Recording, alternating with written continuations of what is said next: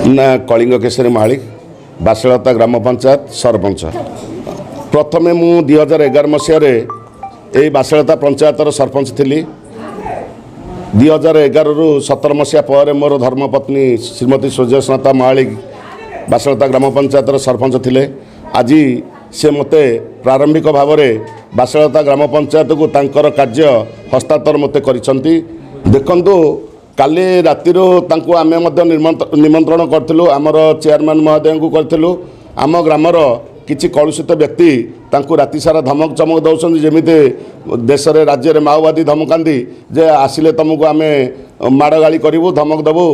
पूर्व यही गोटे असामाजिक काम करते निर्वाचन पूर्व आज धमक द्वारा यही ग्राम को आसवाई बंद कर देखु। आमर प्रिय विधायक श्रीजुक्त देवी प्रसाद मिश्र तांको द्वारा आम परिचालित होचु। तांकर आस्था प्रकट आम प्रति कमिबा कि भल पाए कमे और दलर निष्पत्ति क्रमे से आमको प्रत्याहार कर देइछंती।